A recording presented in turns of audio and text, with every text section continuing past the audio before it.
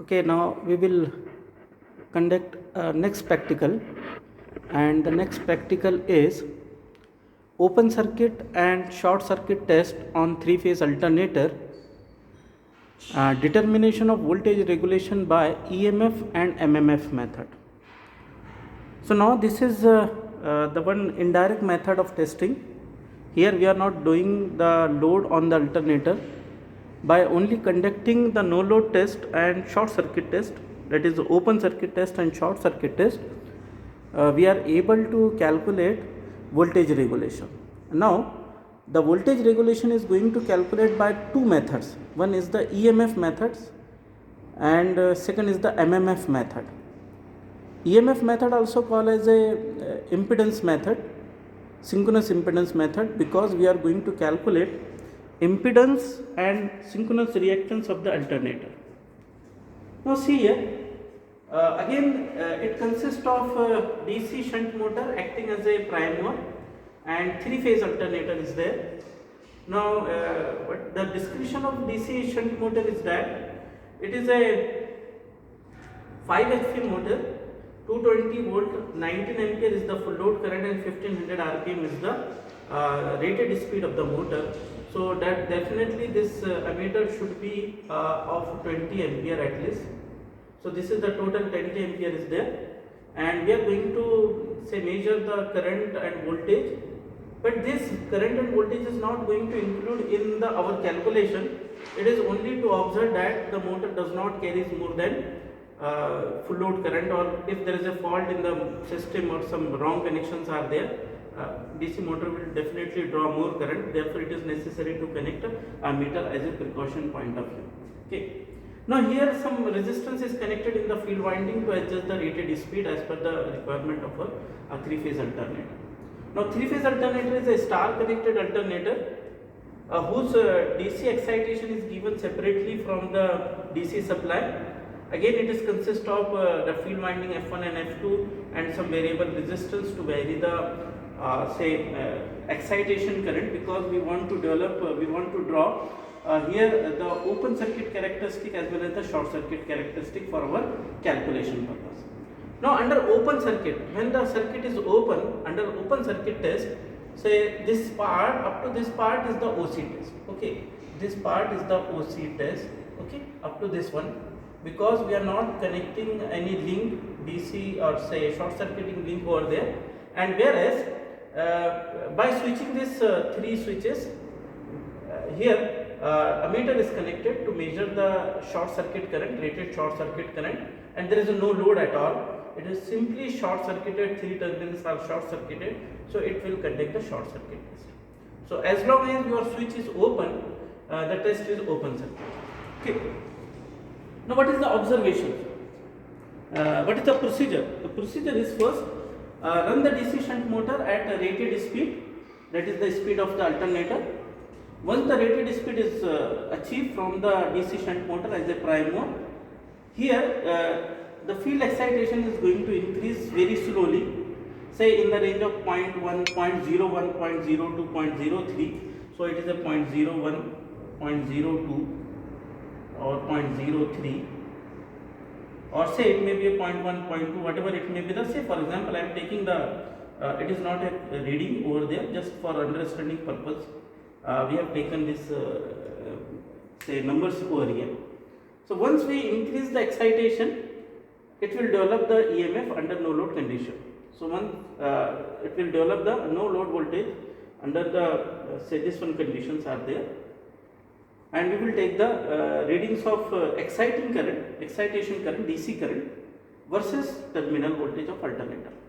Now here the terminal voltage may be measured line to line, but all the calculation is based on per phase. So you may connect the voltmeter per phase value. So here the voltmeter, definitely here the range is 300 volt, and it is connected to the neutral point, over here. So you may measure the voltage per phase as well as the line voltage. Okay. So this is the open circuit test. Once the open circuit test is over, again we will switch off entire machine set and we will connect the short circuiting link through one ammeter.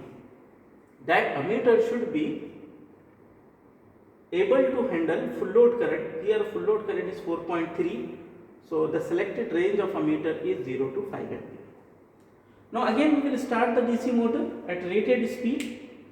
Once the rated speed is over, you ensure that your DC excitation should be off before doing the short circuit test. It is a very say precaution we have to take very much for the short circuit test especially. Otherwise it will burn out the alternator. Now slowly increase the DC excitation and give the observation toward the short circuit current. Now do one steps, 0.1, 0.2, 0.3 is the field excitation and corresponding the short circuit current. As soon as the short circuit current reaches to 4.3 or maybe 4.5 ampere, we should stop the next reading. So this is the precautions and this is the procedure to conduct the practical. Now what is the observation? Observation is the DC excitation current. So say 0.1, 0.2, 0.3, 0.35, 0.4, 0.45 is the DC excitation current, and corresponding value of this excitation, it is going to observe the open circuit voltage line to line, or it may be a line to phase voltage. So it may be a line to line voltage or phase voltage. We are going to take, say for example, it is a 100 volt, it is a 120 volt, and say it is a 170 and so on up to the rated value. Say the rated value is comes here, it is 230 volt, but we will increase up to the 250 volt or 270 volt for drawing the open circuit voltage, isn't it? It is not the reading, just I have taken as an example. Now second, when we do the short circuit test, we will read the corresponding value of field current versus short circuit current. Say here the short circuit current 1 ampere, 2 ampere, and suddenly it is a 3 ampere and it is a 4.5 ampere. So this is the short circuit current corresponding to the field current. So this is our observation table and this is the conduction of practical. Now move toward the calculation and calculation of voltage regulation by EMF method and voltage regulation by MMF method.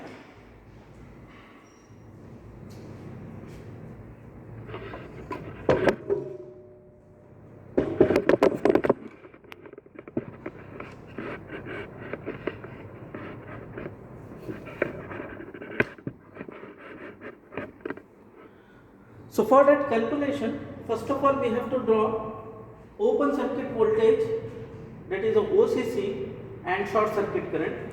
So on x axis we have taken the field current, that is a DC field current on x axis. On y axis it is the open circuit voltage per phase and short circuit current. You may draw the short circuit current over here also, it doesn't matter. Now corresponding to DC excitation, say it is a 0.1, 0.2, 0.3, 0.4, 0.5, and corresponding to the DC excitation we have drawn the OCC. So this is the open circuit voltage of DC generator. Similarly, the short circuit current, so corresponding to same excitation current, what is the short circuit current from the observation table, and the short circuit characteristic is always a straight line, because here under short circuit condition demagnetizing armature reaction is there, and therefore armature the field flux does not saturate, hence the short circuit characteristic is always straight line. Now first parameter is to calculate synchronous impedance. So this is the synchronous impedance is equal to open circuit voltage divided by short circuit current at constant field excitation. What it means? For example, I am taking here the field current is 4 ampere, so 0.4 ampere is there. So corresponding to this field current, what is the open circuit voltage? VOC per phase, and what is the short circuit current? So this is the short circuit current, and therefore this is the ZSC, that is the synchronous reactance. Okay. Now it is observed that if you just plot the short circuit, if you are going to calculate the synchronous impedance at smaller value of field current or smaller value of short circuit armature current, the value of synchronous impedance is high, and if you are going to move toward the say saturation region, the synchronous impedance value get decreases. So if you plot the synchronous impedance value, it is like that one. So it is synchronous impedance value. So it is higher at non-unsaturated region and lower at the saturated region. So it is advised to calculate the synchronous impedance at the higher voltage. So if you select here the voltage is higher, say it is the saturation region, so voltage is somewhere here, it is say for example say 270 volt is there or 250 volt is there per phase voltage, divided by short circuit current is from, as is a straight line, it is a straight line characteristic, so you can calculate the value of short circuit current. So from this one we can calculate the short circuit current, say it is a 8 ampere. So ZSC is ZS or synchronous impedance is 250 divided by say 8 ampere, or it may be say 10 ampere is there for our simplicity, 10 ampere. So 25 is the synchronous impedance. Suppose if you are going to calculate the synchronous impedance at the linear part of this characteristic, so definitely here say the voltage is only voltage is say for example it is 150 volt is there, okay, 150 volt, or say it is a 200 volt is there, and the short circuit armature current is very small, say 5 ampere is there, or it is a say again 5 ampere. So you will find that it is nearly 40 ohm is there. So if you are going to calculate the synchronous impedance at the linear part of the region, the synchronous impedance value will be higher, and if you move toward the saturation region, the impedance value get decreases. So it is advised to calculate at a higher value. Okay, so just without any confusion, no, there should not be any confusion. So we will do not have any type of readings over this one. So okay, so it find that the synchronous impedance characteristic or synchronous impedance values are decreases with respect to the saturation. Once you calculate the synchronous impedance at some particular value, suppose you know the armature resistance per phase by measuring the resistance between two terminal divided by 2, so it will give the armature resistance per phase. We are able to calculate synchronous reactance, which is equal to XS under root ZS square minus RA square, because it is a impedance triangle, simple impedance triangle is there. So this is your RA and this is XS and this is ZS. Okay. So by this way we are able to calculate the synchronous impedance. Now we want to calculate the voltage induced in the alternator. So if we have a such type of diagram, say this is your armature current RA, and this is the terminal voltage VT, this is the power factor angle theta at any value. So where will be the armature resistance drop? It is in phase with the current. So IA RA is the armature resistance, IA XS is the synchronous impedance drop which is in quadrature with the current, and the line joining this one is nothing but the excitation EMF. So by this triangle, by this right angle triangle, we are able, this much part is nothing but the Vt cos theta, okay, and this much part is Ia Ra. So this total will be addition of these two values. Similarly, this portion is Ia axis is this much portion, and whereas remaining portion is, this is the terminal voltage Vt and sin theta, Vt sin theta. So by this triangle, now it is easy to calculate EF is equal to Vt cos theta plus Ia Ra, this part, bracket square, plus Vt sin theta plus Ia XS bracket square, and plus or minus this plus for the lagging power factor. Here I am considering the current is lagging by an angle theta, and if it is a leading, so that value will be minus. Now if you take the power factor say 0.8, we are able to calculate cos theta is equal to 0.8 over here, and sin theta inverse of cos, and then calculating it is a 0.6, and terminal voltage is say 230 volt. So multiply by this rated value of armature current. What is the rated value of armature current over here? It is for this alternator, it is 4.3. So by putting this value here, it is quite simple to calculate the excitation EMF. So now once the excitation EMF is there, we are able to calculate the voltage regulation. So this is at the full load condition. One may calculate the voltage regulation at 50%. So here take the current of the 50%. Here also the current is the 50%, say 4.3. So it is a 2.2 ampere. Here 2.2 ampere. And at desired value of power factor, it may be a unity power factor. It may be a 0.8 lagging, 0.8 leading, 0.9 lagging, 0.9 leading. So one can calculate the voltage regulation only from open circuit and short circuit. So this is the advantage of indirect method of testing. By a single test, one may calculate the voltage regulation at any desired value of percentage of load. So this is the one method. The regulation found by this method is always greater than actual value, and therefore this method is called as a pessimistic method. And reason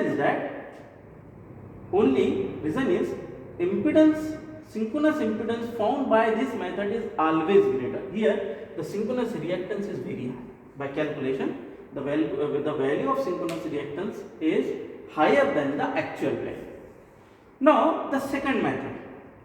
Second method consists of some more step of the calculation. First of all, we calculate the E dash. E dash is equal to Vt cos theta plus j sin theta plus IR. What it means? At any desired value of power factor. For example, it is required to calculate the voltage regulation at 0.8 power factor lagging. 0.8 power factor lagging. So put cos theta is equal to 0.8. and therefore sin theta is equal to 0.6. That is as per the cos inverse of 0.8 and sin theta, you will find 0.6. So E dash is the voltage behind armature resistance drop. So Vt cos theta plus j sin theta, we have taken voltage as the reference quantity, current as the reference quantity over here, plus I as theta. So here we will find some magnitude. Some magnitude of voltage, say for example, the magnitude of voltage, say for example, it is a voltage is 230, so the voltage magnitude is found to 50 volt at an angle of 35 degree. So here E dash is equal to 250 volt and alpha is equal to 35 degree.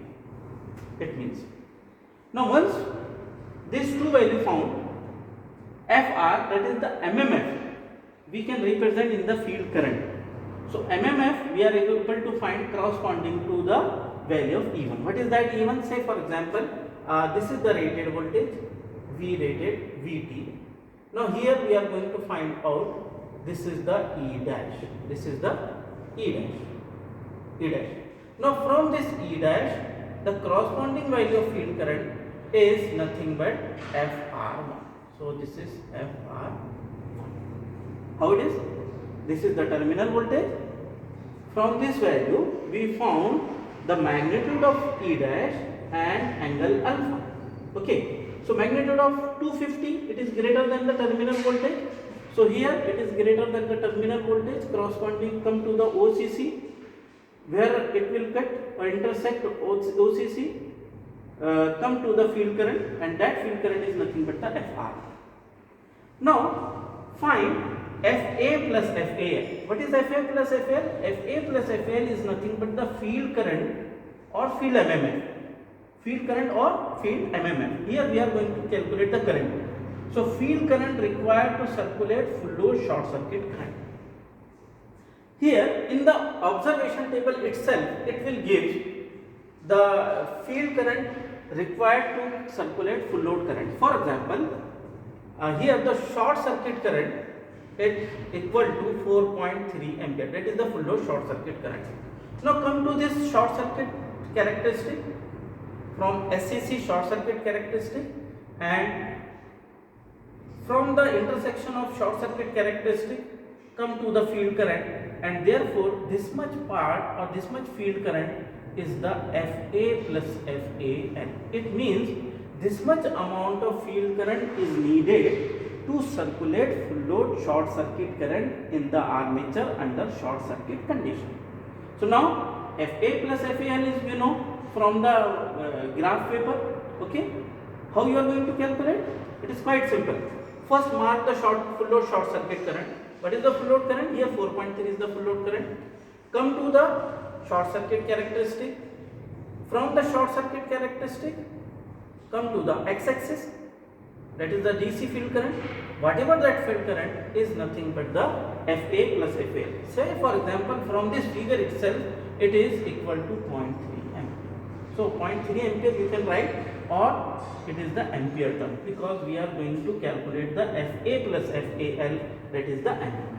Okay, we can represent it in the form of ampere or ampere.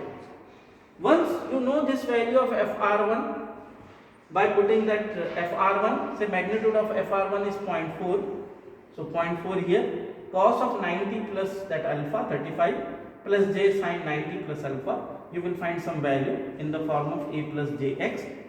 Now put these values. FF is equal to, means total field current required to generate open circuit voltage or required voltage, FF is equal to FR1, that is here FR1 minus FA plus FAL.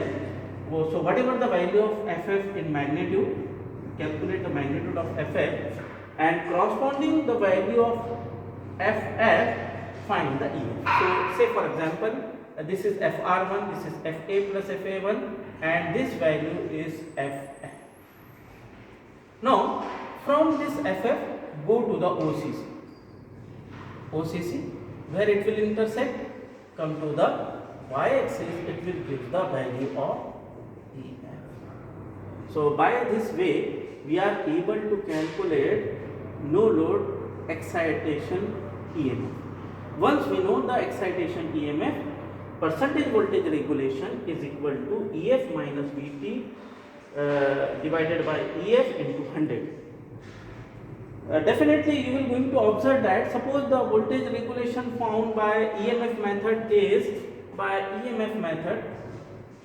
is say it is 38% voltage regulation, but the voltage regulation by EMF method is around only 13%, or it may be less than 13% or 11% are there. So which would be the correct value? Definitely we should go for the next test, and that next test in the next practical, that is called as a zero power factor test, or it is called as a Portier triangle method. In that method we will compare the value of, so it is a Portier triangle method and it is called as a ZPFC test. By this ZPFC test, if the result is near to EMF result, so we can say that, because two results will be correct. Okay, so the regulation of voltage, the regulation of three-phase alternator is 38%. If the result found, say it is 11%, so definitely the value of voltage regulation found by EMF method is more than actual value, and therefore it is called as a pessimistic method. And definitely if you do that practical by ZPFC test or Portier triangle method, the result found by the result definitely near to the result of EMF method, sorry, result of MMF method. So this is the MMF method. The result of MMF method and ZPFC method is quite near to each other. So this is the correct value of voltage regulation of a given alternator, whereas the voltage regulation found by EMF method is more, and hence it is called as a pessimistic method. So this is some procedure and calculation procedure of the open circuit and short circuit test on three-phase alternator to determine voltage regulation of three-phase alternator.